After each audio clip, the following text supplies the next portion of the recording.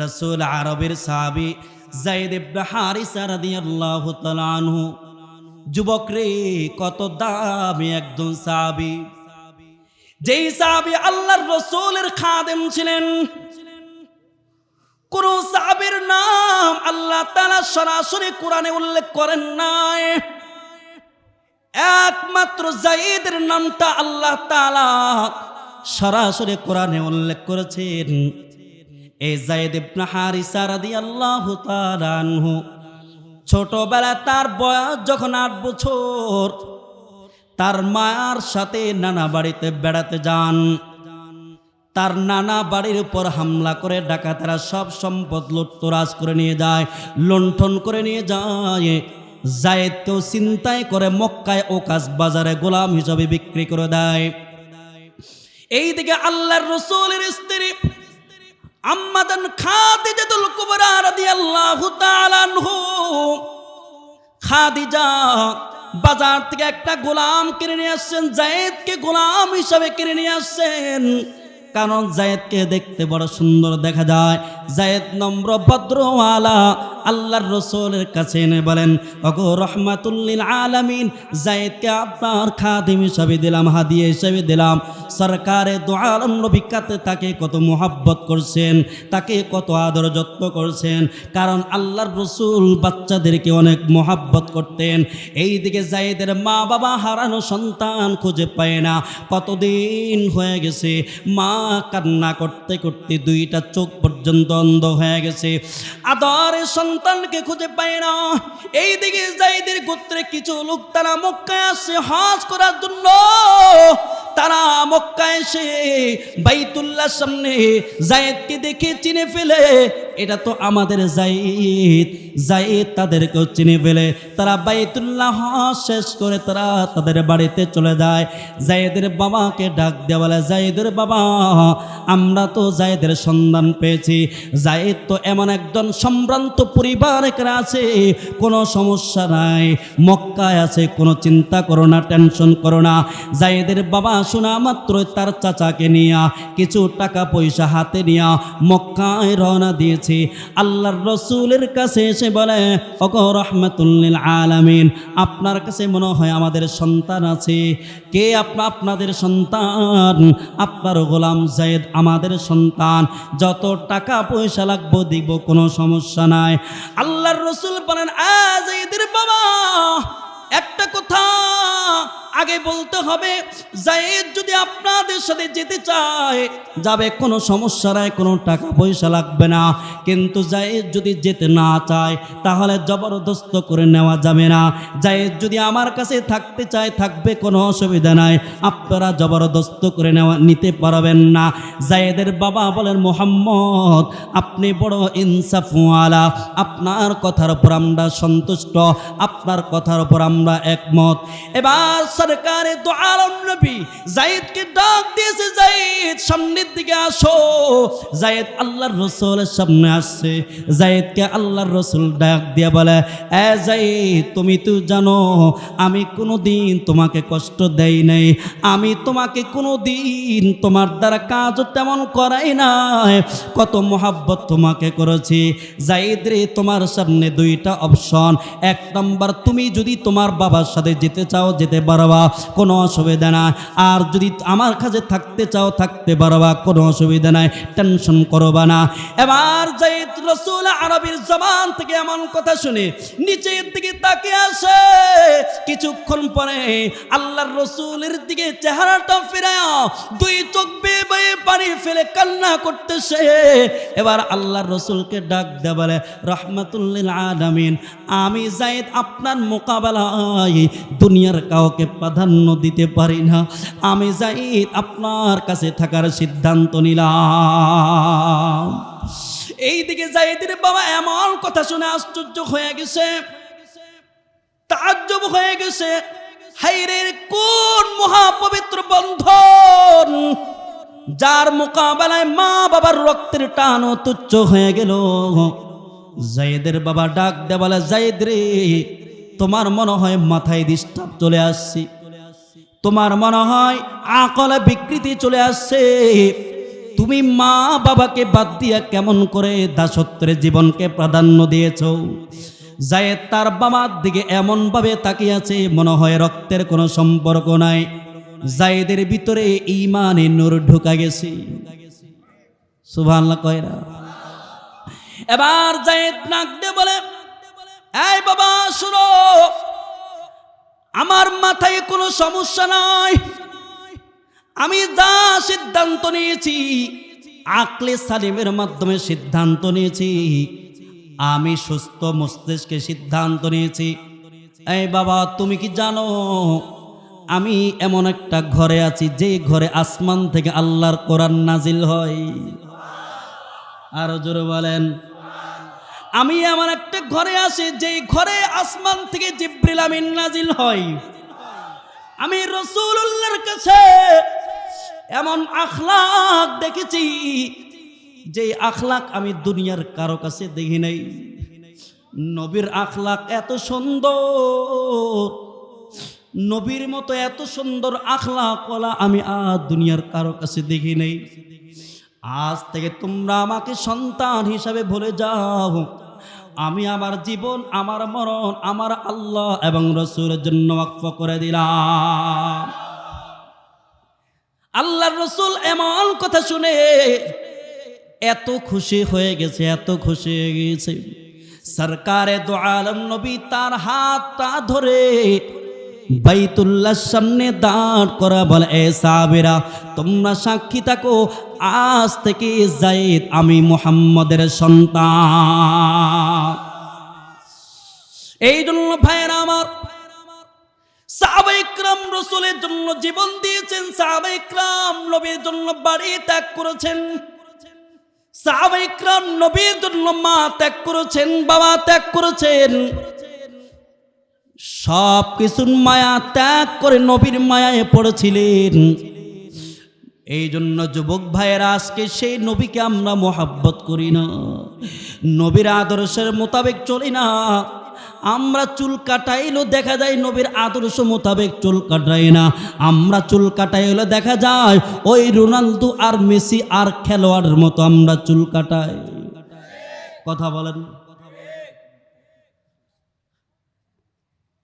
আমরা এই হলো আমাদের হালত।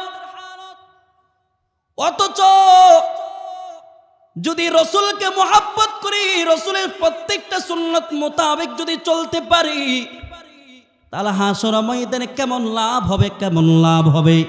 যে হাসর ময়দানে মানুষগুলো বড় বড় পেরেশানির ভিতরে থাকবে, নবীরা পর্যন্ত ইয়া নফসি করতে থাকবে।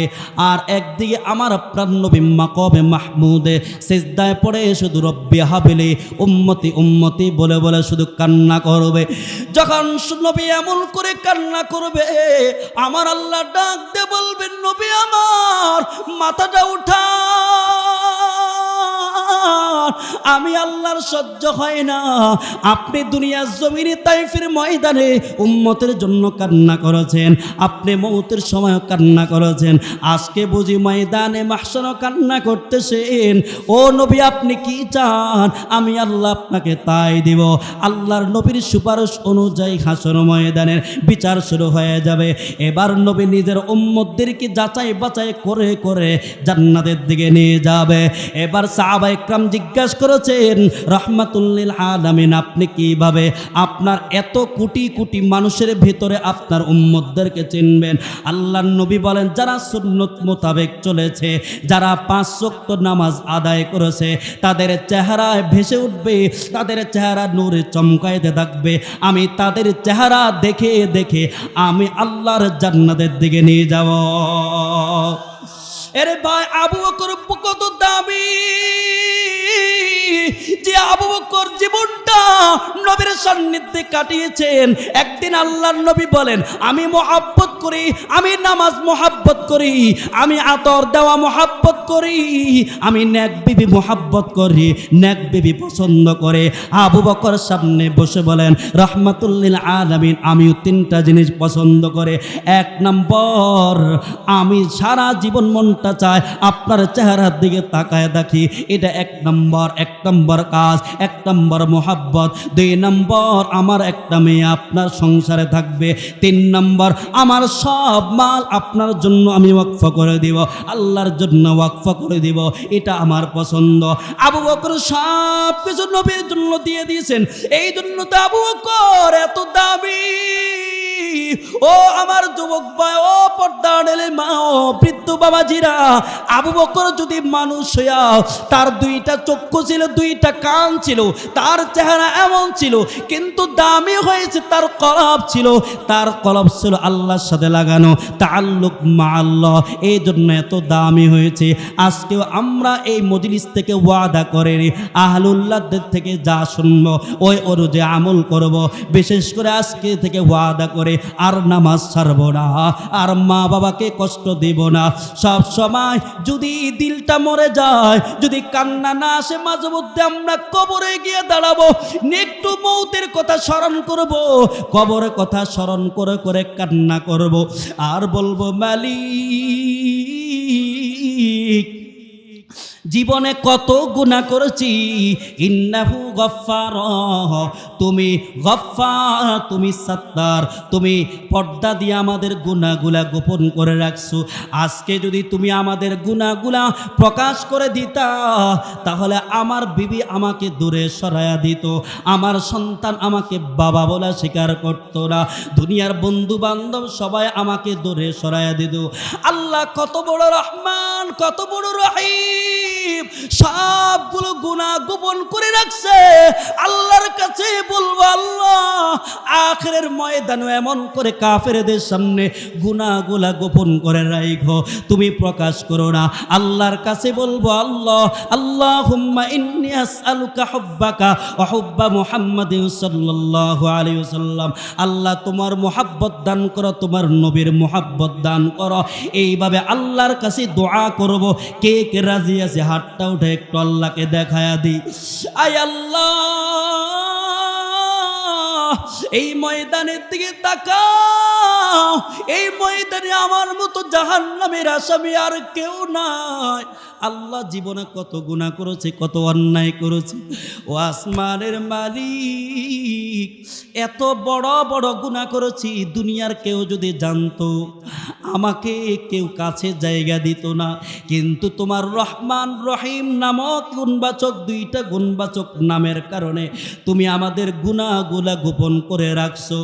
আয় আল্লাহ, আজ থেকে আমরা আর গুনাহ করব না, নামাজ ছাড়বো না। আল্লাহ, আজ থেকে আর কোনোদিন আলেমদের বিরুদ্ধে কথা বলবো না, মা বাবাকে কষ্ট দিব না। আয় আল্লাহ, আমরা ওয়াদা করেছি, ইয়া আল্লাহ এখানে তাকায় দেখো, কার জানি মা নাই, কার জানি বাবাও নাই, এই হাত দিয়া মাকে কবরে রেখে চলে আসছে, বাবাকে কবর রেখে চলে আসছে। আয় আল্লাহ, কতদিন হয়ে গেছে একবার মাকে মা বলে ডাক দিতে পারি না, বাবাকে বাবা বলে ডাক দিতে পারি না। কার জানি মার কবরে দাও দাও করে আগুন জ্বলো গো মালিক,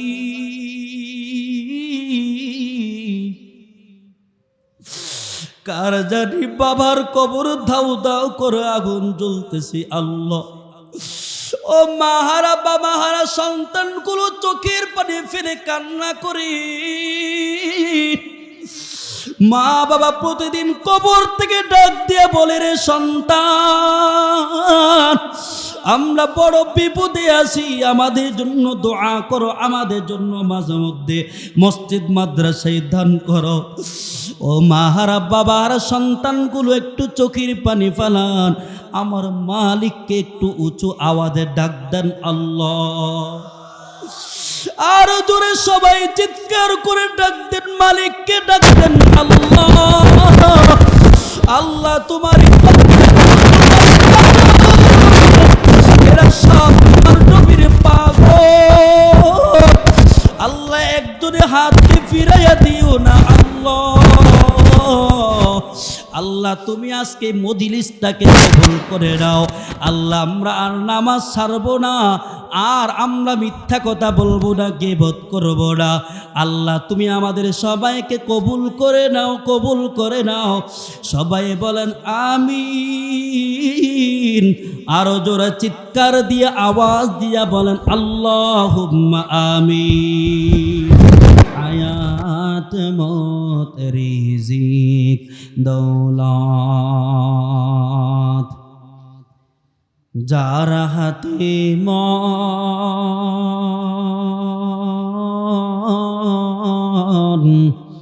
একবার তুই তার কথাটা ভাবিসনি কখন, ভাবিসনি কখন। আসবে যেদিন দুঃখের রাতি,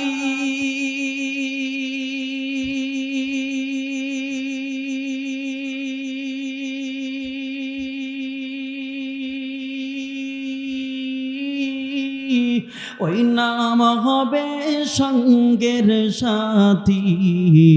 আসবে যেদিন, আসবে যেদিন দুঃখের রাতি,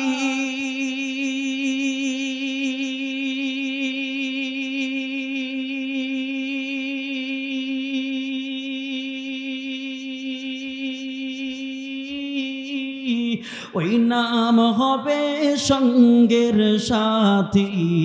অনাবিনী দুনিয়াতে, অনাবিনী পরকালে, অনাবিনী দোজাহানে বন্ধু কেহ নাই দিন থাকিতে।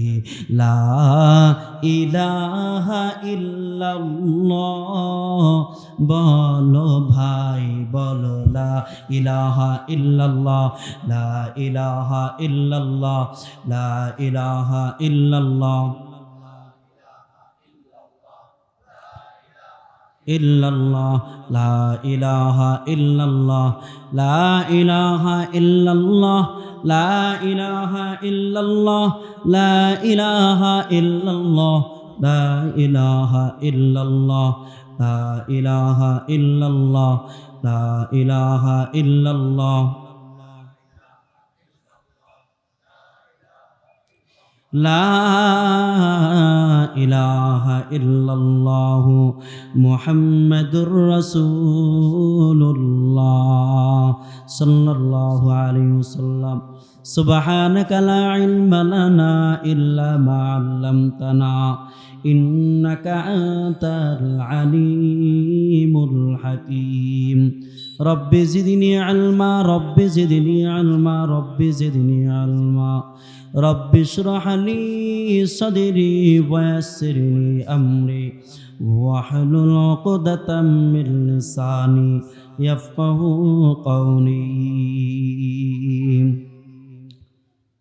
খুয বিলুৎফিকা ইয়া ইলাহি মান লাহু যাদুন কলিল। খুয বিলুৎফিকা ইয়া ইলাহি মান লাহু যাদুন কলিল। মুফলিসান বিসসিদকি ইনদা বাবিকা ইয়া জালিল। মুফলিসান বিসসিদকি ইনদা বাবিকা ইয়া জালিল। যামবুহু যামবুন আযীবুন ফাগফিরিয যামবাল আযীম। ইন্নাহু শাখসুন গরীবুন মুযনিবুন আবদুন জালিল। ইন্নাহু শাখসুন গরীবুন মুযনিবুন আবদুন জালিল। আলহামদুলিল্লাহ, কাসিমুল উলুম মাদ্রাসা ঢাকার উদ্যোগে আয়োজিত তৃতীয় বার্ষিক ওয়াজ মাহফিল। মাহফিলের আজকের প্রধান মেহমান হাজারো লাখো আলেমের ওস্তাদ পীরে কামেল আলহাজ হযরত মাওলানা আনোয়ারুল হক সাহেব দামাত বারাকাতুহুম, স্বয়ং আমার বুখারীর উস্তাদ। আরো বয়ান করেছেন পীরে কামেল আলহাজ হযরত মাওলানা ইহতিরামুল হক দামাত বারাকাতুহুম। আজকের সভাপতি জনাব আলহাজ মোহাম্মদ আল কাসমিয়া টিপু সাহেব, প্রধান অতিথি আলহাজ মোতালেব হোসেন শিকদার সাহেব, বিশেষ অতিথি আলহাজ মোহাম্মদ কামরুজ্জামান সাহেব, আরও উপস্থিত বুজুর্গ হজরত ওলামা একরাম, সম্মুখমানে দিন প্রিয় দিনদারি ইমানদারি মুসলমান ভাইয়েরা, বুড়ো বাবারা, যুবক ভাইয়েরা, পর্দা আড়ালে মা বোনেরা, বিশ্ব জগতের মালিক বিশ্বপতি পালকের দরবারে লাখো কোটি শুকরিয়া যে মহান রব্বুল আলামিন আমাদেরকে অত্যন্ত দয়া মায়া করে ভালোবেসে পবিত্র মজলিসে, পবিত্র বাগানে, জান্নাতের বাগানে আসার বসার তৌফিক দান করেছেন। এই জন্য আমরা সকলে অবরত চিত্তে শ্রদ্ধা জড়িত কণ্ঠে ইমানের আওয়াজে কালিমাতুশ শুকর আদায় করে আলহামদুলিল্লাহ, আর জোর আওয়াজ দিয়ে বলে আলহামদুলিল্লাহ। আপনারা সকলে ভালো আছেন? যারা অসুস্থ আল্লাহ পাক যেন তাদেরকে শিফায়ে আজিলাই কামিলাই তবিলা দান করেন। সবাই চিৎকার করব না আমিন। একটু ফ্যানটা হালকা একটু দিয়ে ঘুরে দেন, মাইক অপারেটর, হ্যাঁ এদিকে হালকা ঘুরে দেন, হ্যাঁ আর একটু, বাস। তো ভাইয়েরা আমার, লম্বা চড়া কোনো আলোচনা না, আমি আপনাদের সম্মুখে কালামে পাক থেকে একখানা আয়াতে কারিমা তেলাওয়াত করেছি, লক্ষাধিক হাদিস থেকে হাদিসের কিছু অংশ তেলাওয়াত করেছি। এগুলোকে সামনে রেখে দু চারটি কথা বলার চেষ্টা করব। আল্লাহ তাআলা যেন আমাকে আমলি কথা বলার তৌফিক দান করেন। আরো জোরে বলেন, সে অনুযায়ী আমাকে আপনাদেরকে আমল করা তৌফিক দান করেন। তো ভাইরা আমার, রাসূল কারীম মুহাম্মদুর রাসূলুল্লাহ সাল্লাল্লাহু আলাইহি ওয়াসাল্লামের আলোচনা মজলিসে বসছি। এই মজলিসটা বড় দামি মজলিস, যে মজলিসে রাসূলের আলোচনা করা হয় আল্লাহ পাক অনেক খুশি হয়ে যান। তো এই মজলিসে বসছি, আল্লাহ পাক বসার তৌফিক দিয়েছেন, আমরা বড় ভাগ্যবান। হযরত আদম আলাইহিস সালাতু ওয়াস সালাম থেকে নিয়ে ঈসা রূহুল্লাহ আলাইহিস সালাতু ওয়াস সালাম পর্যন্ত সমস্ত নবীরা আল্লাহ তাআলার কাছে দরখাস্ত করেছে আখিরি পয়গম্বর উম্মত হওয়ার জন্য। সুবহানাল্লাহ বলেন, আমার আপনার নবীর উম্মত হওয়ার জন্য। আমি আর আপনি কয়দিন দরখাস্ত করেছি? কথা বলে না, জোরে বলেন। একদিনও না। অটোমেটিকলি আল্লাহ মুসলমানের ঘরে পাঠিয়ে আখির পয়গম্বর উম্মত হিসাবে পাঠিয়েছেন। সুবহানাল্লাহ। তো কারো দরখাস্ত আল্লাহ তাআলা কবুল করেন নাই, একমাত্র ঈসা রূহুল্লাহ আলাইহিস সালাতু ওয়াস সালাম দরখাস্ত আল্লাহ কবুল করে নিয়েছেন। সুবহানাল্লাহ। হযরত মুসা আলাইহিস সালাতু ওয়াস সালাম কালিমুল্লাহ যাকে বলা হয়, তিনি সব সময় হাঁটতে শুইতে আল্লাহর সাথে কথা বলতেন। রাস্তা দিয়ে হাঁটছেন, একদিন আল্লাহ তাআলা বলেন, ইন্নাল জান্নাতা লা মুহাররামাতুন আলা জামিই খালকি হাত্তা ইয়াদখুলা মুহাম্মাদুন ওয়া উম্মাতুহু। হে মুসা, আখিরি নবী এবং তার উম্মত জান্নাতে প্রবেশ করা পর্যন্ত কোন উম্মত জান্নাতে প্রবেশ করতে পারবে না। আরো জোরে বলেন। সবার উপর জান্নাত হারাম। আখিরি পয়গম্বর জান্নাতে প্রবেশ করবে, আখিরি জামানার উম্মত জান্নাতে প্রবেশ করবে, এরপর অন্যদের সিরিয়াল। আরো জোরে, আরো জোরে।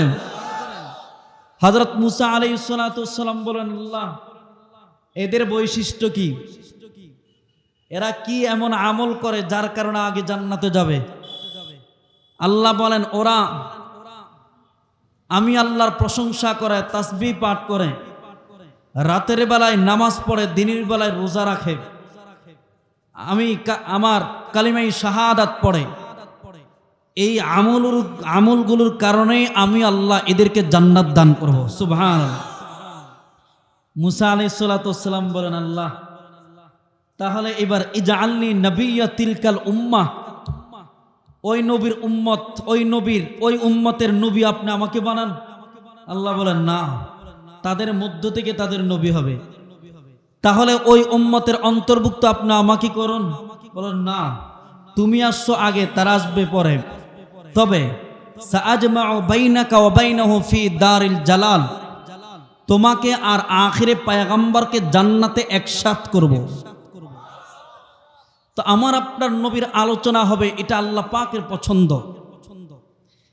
শুধু এখানে না, শুধু এটা না, যেখানে যেখানে আল্লাহ তাআলা তার নাম নিয়ে আসছেন, সেখানে সেখানে তার হাবিবের নামটাও নিয়ে আসছেন। আরশ আজিমের চৌখাটের পাশাপাশি আল্লাহর নামের পাশাপাশি তার নবীর নামটাও লিখে রাখছেন। হযরত আদম পয়গম্বর আলাইহিস সালাতু ওয়াস সালামকে সৃষ্টি করে রূহ দেওয়ার পর তিনি যখন আরশ আজিমের চৌকাঠের দিকে তাকান, তাকায় দেখেন আল্লাহর নামের পাশাপাশি আরেকটা নাম আছে। সেই নামটা হলো, সবাই বলেন না, সবাই বলেন মুহাম্মদুর রাসূলুল্লাহ সাল্লাল্লাহু আলাইহি ওয়াসাল্লাম। তাহলে আল্লাহ তাআলা সব জায়গায় তার নামের পাশাপাশি তার হাবিবের নামটা নিয়ে আসেন। সাত আসমানের প্রতিটা দরজায় দরজায় তার নামের পাশাপাশি তার হাবিবের নাম লেখা। জান্নাতের প্রতিটা দরজায় দরজায় আল্লাহর নামের পাশাপাশি তার হাবিবের, আমার আপনার নবীর পয়গম্বরের নামটা লেখা। এমন দামি আমরা নবী পেয়েছি, এত দামি। এই কারণে আল্লাহ তাআলা বলেন ওয়ারাফা'না লাকা যিকরাক, ওয়ারাফা'না লাকা যিকরাক। হে নবী, আমি আপনার জন্য আপনার আলোচনাকে সর্বোচ্চ মাকাম দান করেছি। বুখারী শরীফের ভিতরে আছে সরকারে দো আলম নবী মুহাম্মদুর রাসূলুল্লাহ সাল্লাল্লাহু আলাইহি ওয়াসাল্লাম জিবরাইল আলাইহিস সালাতু ওয়াস সালামকে এই আয়াতের ব্যাখ্যা জিজ্ঞাসা করেছেন, এই আয়াতের তাফসীর জিজ্ঞাসা করেছেন, হে জিবরিল এই আয়াতের তাফসীর কি? জিবরাইল আলাইহিস সালাতু ওয়াস সালাম বলেন মাতা যুকিরিতু যুকিরিতা। আল্লাহ তাআলা বলেন যেখানে আমি আল্লাহর নামটা নেওয়া হবে সেখানে আমার হাবিবের নামটা নেওয়া হবে। এই কারণে তো আল্লাহ তাআলা পৃথিবীর যেখানে যেখানে তার নাম জারি রাখছেন, আল্লাহর তাওহীদ জারি রাখছেন, ঠিক তেমনিভাবে তার নবীর রিসালাতও জারি রাখছেন। আল্লাহ তাআলা সময়ের ব্যবধান ঘটিয়ে সারা পৃথিবীর প্রতিটা সেকেন্ডে সেকেন্ডে যেমন আল্লাহ তাআলা তার নাম জারি রাখছেন, ঠিক তেমনিভাবে তার হাবিবের নামটাও জারি রাখছেন। যেমন যেখানে মুয়াজ্জিন সাহেব বলেন আল্লাহু আকবার, আল্লাহু আকবার, আশহাদু আল্লা ইলাহা ইল্লাল্লাহ, সেখানে মুয়াজ্জিন সাহেব বলেন আশহাদু আন্না মুহাম্মাদুর রাসূলুল্লাহ। আল্লাহু আকবার চিৎকার করবেন, আল্লাহু আকবার। একটা সেকেন্ড বাদ নাই যেখানে আজান হচ্ছে না। সময়ের ব্যবধানে সারা পৃথিবীর প্রতিটা সেকেন্ডে সেকেন্ডে আজান জারি রাখছেন। তো আজানের ভিতরে যেমন আল্লাহর নাম নেয়, তার হাবিবের নামটাও নেয়। আর শুধু এটা না, পৃথিবীর যেখানে মুমিন 2 রাকাত নামাজের জন্য দাঁড়ায়, নামাজের ভিতরে যেমন আল্লাহর নামটা নেয়, দুরূদ শরীফ পড়ার মধ্য দিয়ে তার হাবিবের নামটাও নেয়। নাই না? মুমিন যখন 2 রাকাত নামাজ পড়ে 2 হাত তুলে দোয়া করে, 1 ঘন্টা দোয়া করলো কিন্তু নবীর নাম পড়ে নাই, আমার আপনার নবীর নাম পড়ে নাই, দোয়া কবুল হয় না, আসমান পর্যন্ত ঝুলে থাকে। কিন্তু যখনই নবীর নামটা নেওয়া হয় 7 আসমান ভেদ করে আরশ মহল্লায় কবুল হয়ে যায়। এত দাম। এই কারণে তো পৃথিবীর প্রথম দোয়া আল্লাহ তাআলা এই নামের বরকতে কবুল করেছেন। বক্সের আওয়াজটা আর একটু বাড়ান, ভলিউম বাড়ান। যেমন নাকি আদম আলাইহিস সালাতু ওয়াস সালামকে যখন জান্নাত থেকে বের করে দুনিয়ার জমিনে পাঠিয়ে দিয়েছেন, খুলাসাতুত তাফসীরের ভিতরে লেখে আদম পয়গম্বর আলাইহিস সালাতু ওয়াস সালাম দুনিয়ার জমিনে আসার পর 40 বছর পর্যন্ত তিনি পানাহার করেন নাই। 300 বছর লজ্জায় আসমানের দিকে তাকায় নাই। 350 বছর তিনি রোনা জারি করেছেন, কান্নাকাটি করেছেন। তাফসীর ইবনে কাসিরের ভিতরে রাসূল আরবের একটা হাদিস নিয়ে আসছেন। আল্লাহর নবী বলেন, তাম দুনিয়ার সমস্ত মানুষের কান্না যদি দাউদ পয়গম্বরের কান্না সামনে যদি রাখা হয়, তাহলে দাউদ পয়গম্বরের কান্না বেশি হবে। যদি তাম দুনিয়ার সমস্ত মানুষের কান্না দাউদ পয়গম্বরের কান্না যদি নো পয়গম্বরের কান্নার সামনে রাখা হয়, তাহলে নো পয়গম্বরের কান্না বেশি হবে। তাম দুনিয়ার সমস্ত মানুষের কান্না দাউদ পয়গম্বর নো পয়গম্বরের কান্না যদি হযরত আদম পয়গম্বরের কান্নার সামনে যদি রাখা হয়, তাহলে আদম পয়গম্বরের কান্না বেশি হবে। এত পরিমাণ তিনি আল্লাহ তাআলার কাছে কান্নাকারি করেছেন। আল্লাহ তাআলা বলেন, ওয়ালা তাকরাবা হাযিহিশ শাজারা, হে আদম হে হাওয়া, সাবধান, এই গাছের কাছে যাওয়া যাবে না। কিন্তু শয়তানের ধোঁকায় পড়ে গাছের ফল খেয়ে ফেলছে। এবার আল্লাহ তাআলা দুনিয়ার জমিনে পাঠিয়ে দিয়েছেন। একটা ভুলের কারণে এত পরিমাণ তিনি মালিকের কাছে কান্নাকাটি করেছেন। এবার সর্বশেষ আল্লাহ তাআলা তার অন্তরে ইলকা করে দিয়েছেন, রব্বানা যালামনা আনফুসানা ওয়া ইল্লাম তাগফির লানা ওয়া তারহামনা লানাকুনান্না মিনাল খাসিরিন। এই দোয়াটা পাঠ করেছেন, এমনকি আমার আপনার নবীর নামের উসিলায় আল্লাহ তাআলার কাছে দোয়া করেছেন। আল্লাহ বলেন, হে আদম, তুমি আমার আখির পয়গম্বরের নামটা কিভাবে জানো? আমার হাবিবের নামটা কিভাবে তুমি জানতে পারলো? আদম পয়গম্বর বলেন, আল্লাহ, যেদিন তুমি আমাকে সৃষ্টি করেছো, আমি যখন আরশ আজিমের চৌকারের দিকে তাকায় দেখি তোমার নামের পাশাপাশি আরেকটা নাম আছে। সে নামটা হলো মুহাম্মাদুর রাসূলুল্লাহ সাল্লাল্লাহু আলাইহি ওয়াসাল্লাম। আমি চিন্তা করলাম নামটা বড় রহমতওয়ালা, নামটা বড় বরকতময়।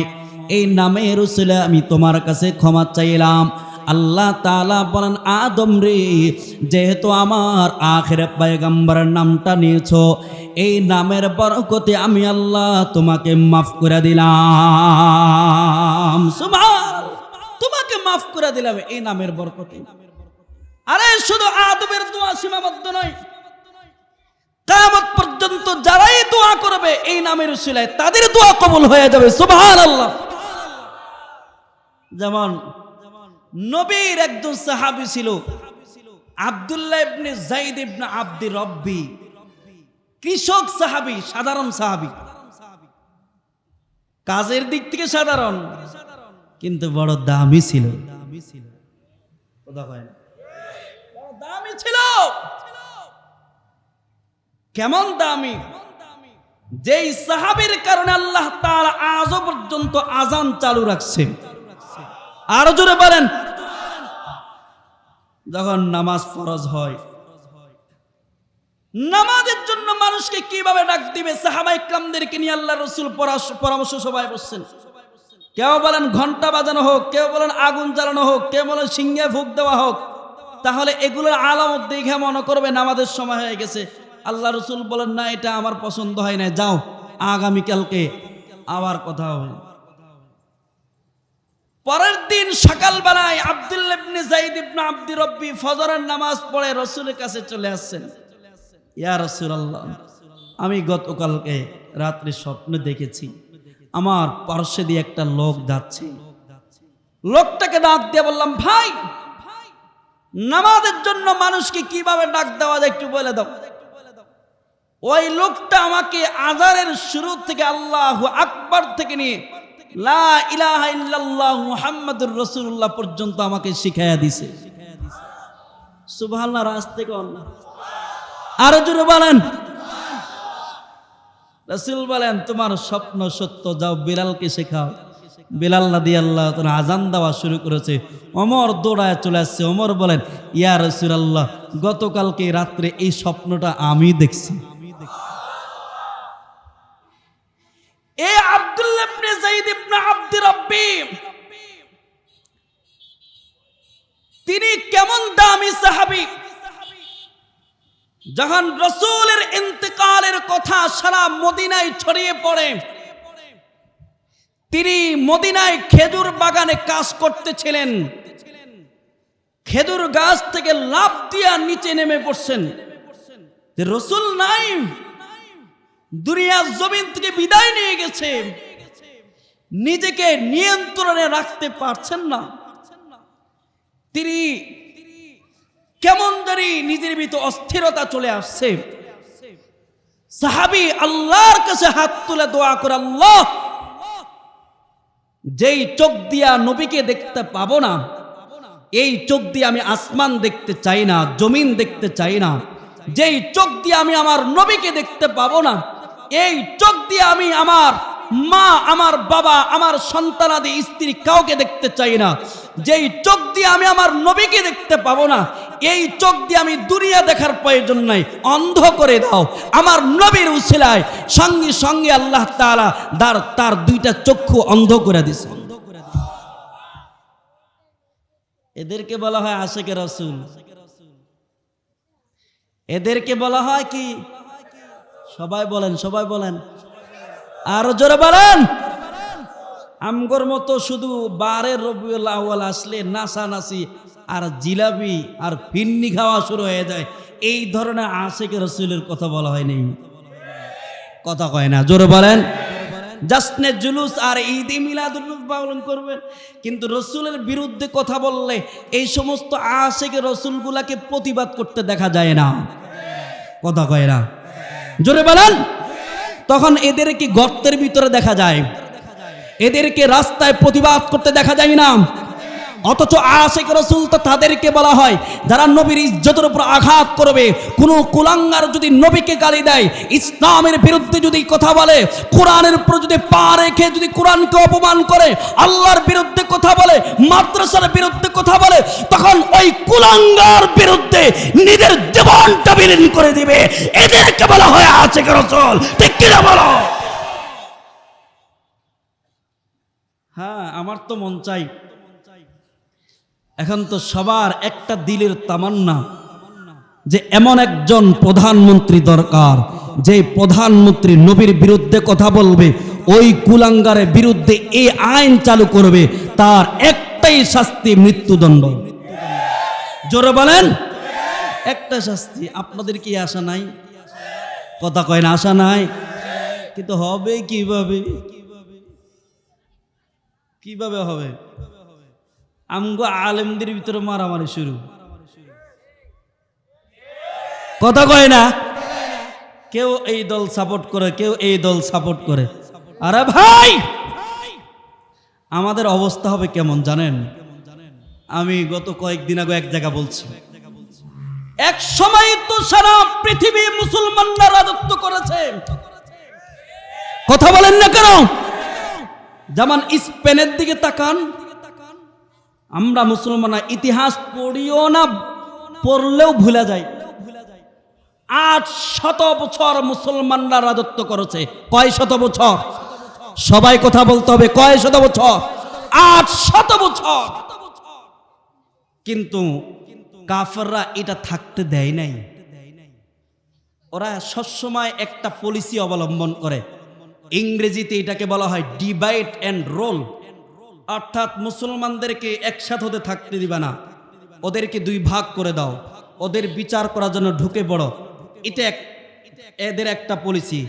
যেমন নাকি স্পেনের সর্বশেষ যে খলিফা ছিল তার নাম ছিল হাসান, নাম কি? আর তার ছেলের নাম হলো আব্দুল্লাহ। খ্রিস্টানরা বলে, আব্দুল্লাহ, তোমার বাবা যেই সিংহাসনে আছে, খলিফা আছে, এটার উপযুক্ত তোমার বাবা না, এটার উপযুক্ত হলো তুমি। এটা একটা পলিসি। এটার উপযুক্ত ছেলেকে বলছে তুমি।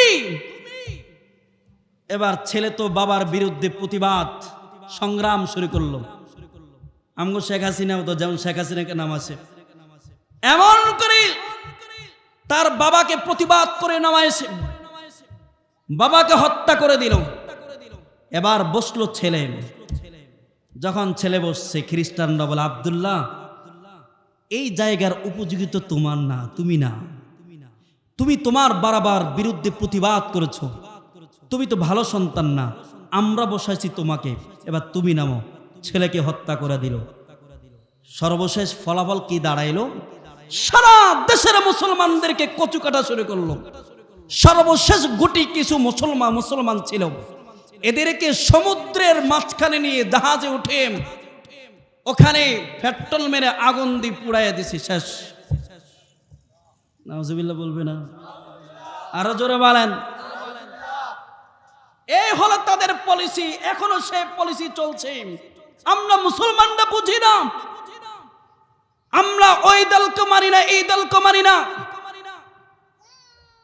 ওই যে অবস্থা হলো, ওইটা দুইটা ইঁদুর মারামারি করছে একটা কেক নিয়ে। ও বলে ওইটা খাবে, এ বলে এটা খাবে, মারামারি, মীমাংসা করতে পারছে না। সর্বশেষ একটা বানরের কাছে গেছে, শিয়ালের কাছে গেছে। শিয়াল তো খুব ভালো কথা বলে।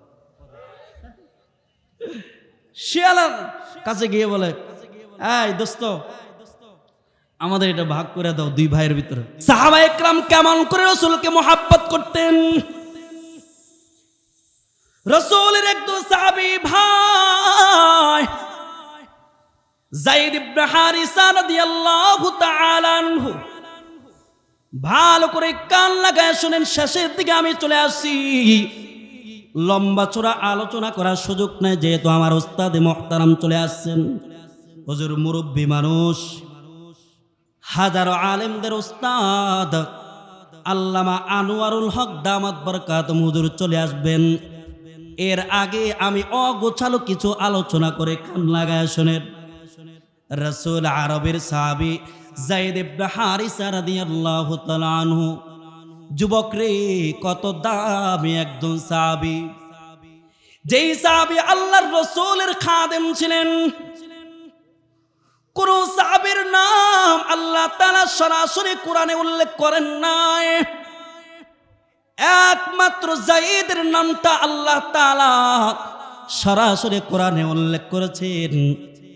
এই যায়েদ ইবনে হারিসা রাদিয়াল্লাহু তাআলা আনহু ছোটবেলা, তার বয়স যখন 8 বছর, তার মায়ের সাথে নানা বাড়িতে বেড়াতে যান।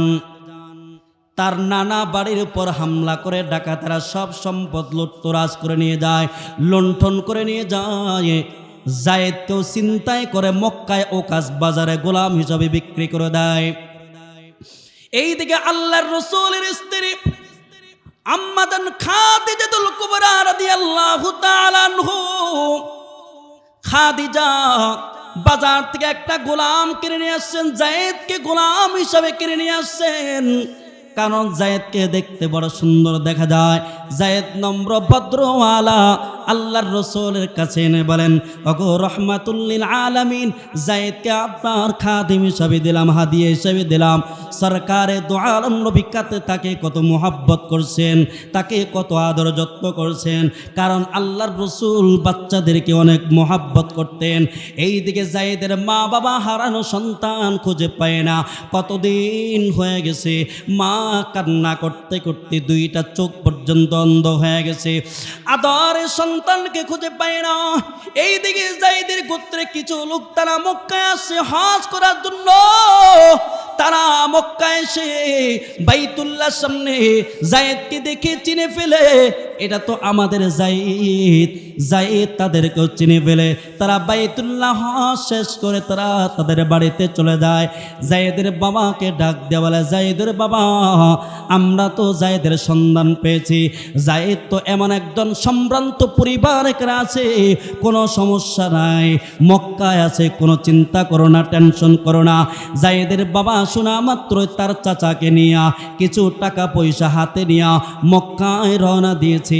আল্লাহর রসুলের কাছে এসে বলে, ওগো রাহমাতুল লিল আলামিন, আপনার কাছে মনে হয় আমাদের সন্তান আছে। কে আপনাদের সন্তান? আপনার গোলাম যায়েদ আমাদের সন্তান, যত টাকা পয়সা লাগবে দিব, কোনো সমস্যা নাই। আল্লাহর রসুল বলেন, যায়েদের বাবা, একটা কথা আগে বলতে হবে, যায়েদ যদি আপনাদের সাথে যেতে চায় যাবে, কোনো সমস্যা নাই, কোনো টাকা পয়সা লাগবে না। কিন্তু যায়েদ যদি যেতে না চায় তাহলে জবরদস্ত করে নেওয়া যাবে না। যায়েদ যদি আমার কাছে থাকতে চায় থাকবে, কোনো অসুবিধা নাই, আপনারা জবরদস্ত করে নিতে পারবেন না। যায়েদের বাবা বলেন, মুহাম্মদ আপনি বড় ইনসাফওয়ালা, আপনার কথার উপর আমরা সন্তুষ্ট, আপনার কথার উপর আমরা একমত। এবার সরকারে দু আলম নবী যায়েদকে ডাক দিয়েছে, যায়েদ সামনের দিকে আসো। যায়েদ আল্লাহর রসুলের সামনে আসছে। যায়েদকে আল্লাহর রসুল ডাক দিয়ে বলে, যায়েদ, তুমি তো জানো আমি কোনো দিন তোমাকে কষ্ট দেই নাই, আমি তোমাকে কোনো দিন তোমার দ্বারা কাজও তেমন করাই নাই, কত মোহাব্বত তোমাকে করেছি। যায়েদ রে, তোমার সামনে দুইটা অপশন, এক নম্বর, তুমি যদি তোমার বাবার সাথে যেতে চাও যেতে পারবা, কোনো অসুবিধা নাই, আর যদি আমার কাছে থাকতে চাও থাকতে পারবা, কোনো অসুবিধা নাই, টেনশন করবা না। এবার যায়েদ রাসূল আরবির জবান থেকে এমন কথা শুনে নিচের দিকে তাকিয়ে আসে। কিছুক্ষণ পরে আল্লাহর রসুলের দিকে চেহারাটা ফিরায়া দুই চোখ বেয়ে বেয়ে পানি ফেলে কান্না করতেছে। এবার আল্লাহর রসুলকে ডাক দেয়া বলে, রাহমাতুল লিল আলামিন, আমি যায়েদ আপনার মোকাবেলায় দুনিয়ার কাউকে প্রাধান্য দিতে পারি না, আমি যায়েদ আপনার কাছে থাকার সিদ্ধান্ত নিলাম। এইদিকে যায়েদের বাবা এমন কথা শুনে আশ্চর্য হয়ে গেছে, তাজ্জব হয়ে গেছে। হায়রে, কোন মহাপবিত্র বন্ধন যার মোকাবেলায় মা বাবার রক্তের টানও তুচ্ছ হয়ে গেল। যায়েদের বাবা ডাক দেয়া বলে, যায়েদ রে, তোমার মনে হয় মাথায় ডিস্টার্ব চলে আসছে, তোমার মনে হয় আকলে বিকৃতি চলে আসছে। তুমি মা বাবাকে বাদ দিয়া কেমন করে দাসত্বের জীবনকে প্রাধান্য দিয়েছ। যায়েদ তার বাবার দিকে এমন ভাবে তাকিয়ে আছে মনে হয় রক্তের কোনো সম্পর্ক নাই। যায়েদের ভিতরে ঈমানে নূর ঢুকা গেছে। সুবহানাল্লাহ কয়রা।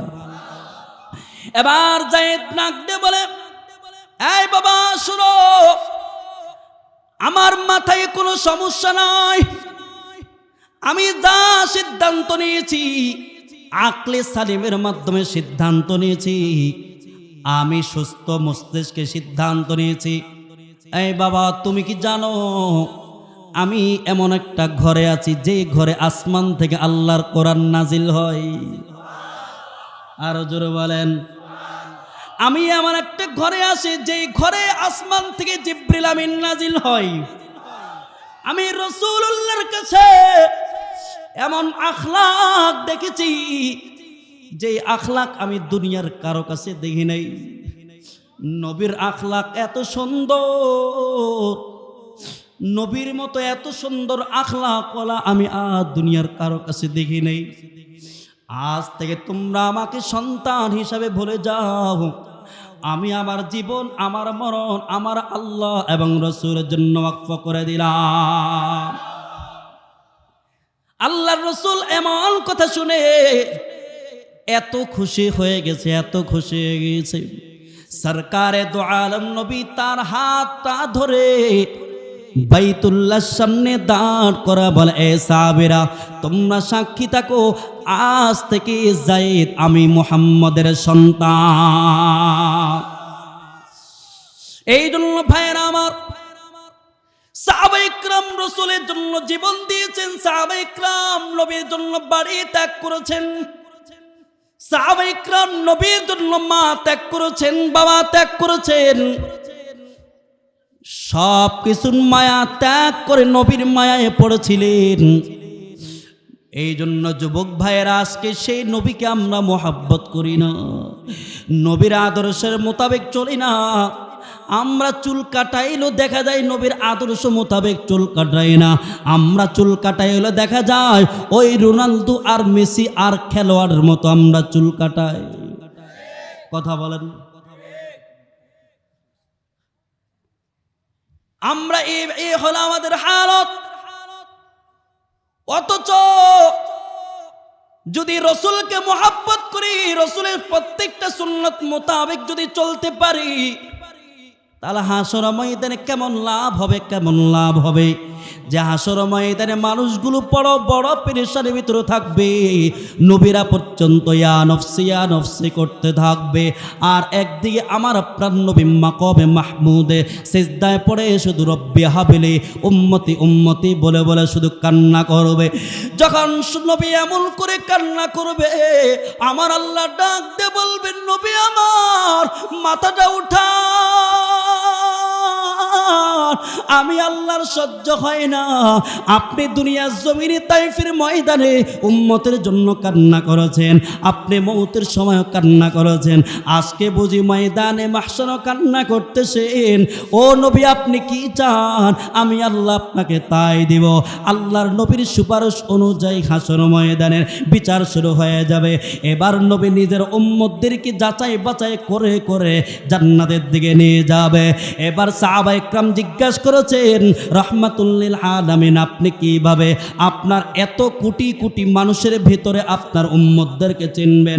আল্লাহর নবী বলেন, যারা সুন্নত মোতাবেক চলেছে, যারা 5 ওয়াক্ত নামাজ আদায় করেছে, তাদের চেহারায় ভেসে উঠবে, তাদের চেহারা নূরে চমকাইতে থাকবে। আমি তাদের চেহারা দেখে দেখে আমি আল্লাহর জান্নাতের দিকে নিয়ে যাব। এরে ভাই, আবু বকর কত দামি,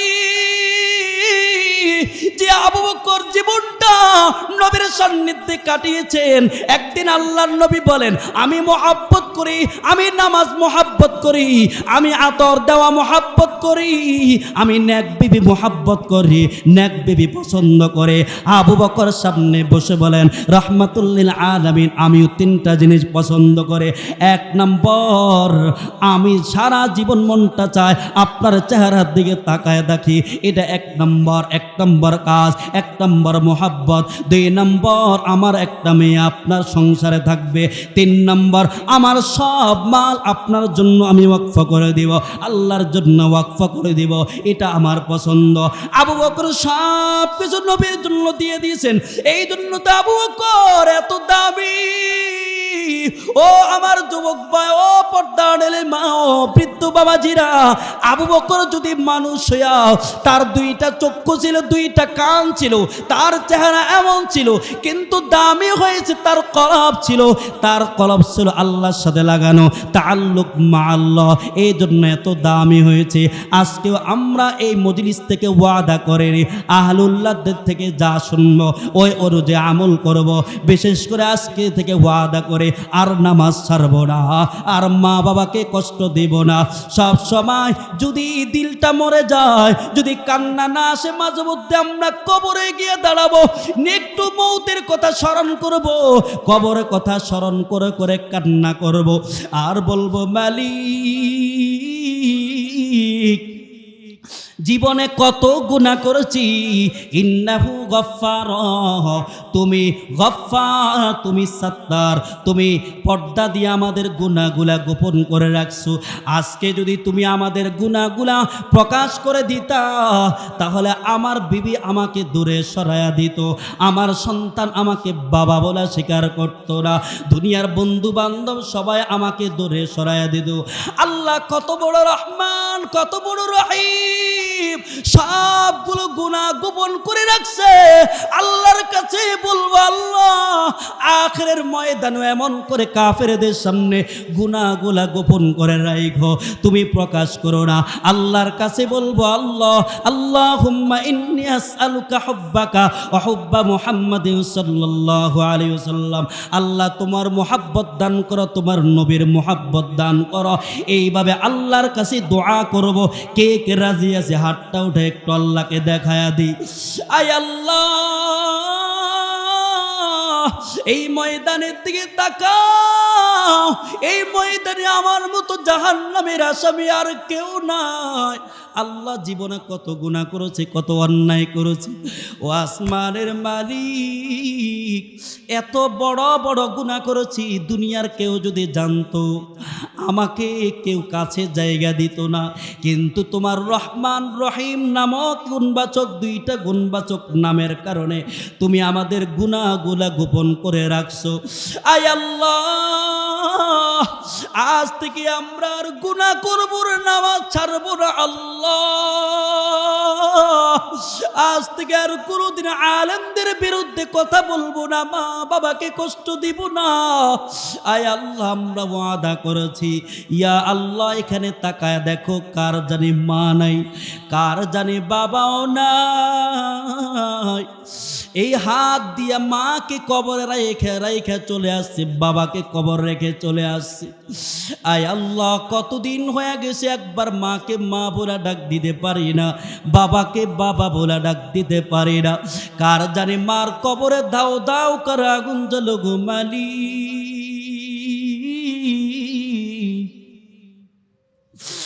কার জানি বাবার কবর দাও দাও করে আগুন জ্বলতেছে। আল্লাহ, ও মাহারা বাবাহারা সন্তানগুলো চোখের পানি ফেলে কান্না করে। মা বাবা প্রতিদিন কবর থেকে ডাক দিয়ে বলে, রে সন্তান, আমরা বড় বিপদে আছি, আমাদের জন্য দোয়া করো, আমাদের জন্য মাঝে মধ্যে মসজিদ মাদ্রাসায় দান করো। ও মাহারা বাবার সন্তানগুলো একটু চোখের পানি ফেলান, আমার মালিককে একটু উঁচু আওয়াজে ডাক দেন আল্লাহ। আরো জোরে সবাই চিৎকার করে ডাক দেন, মালিককে ডাক দেন আল্লাহ। আল্লাহ, তোমার এরা সব তোমার নবীর পাগল। আল্লাহ, একজনে হাতকে ফিরাইয়া দিও না আল্লাহ। আল্লাহ, তুমি আজকে মজলিসটাকে কবুল করে নাও। আল্লাহ, আমরা আর নামাজ ছাড়বো না, আর আমরা মিথ্যা কথা বলবো না, গীবত করবো না। আল্লাহ, তুমি আমাদের সবাইকে কবুল করে নাও, কবুল করে নাও। সবাই বলেন আমিন। আরো জোরে চিৎকার দিয়ে আওয়াজ দিয়া বলেন আল্লাহুম্মা আমিন।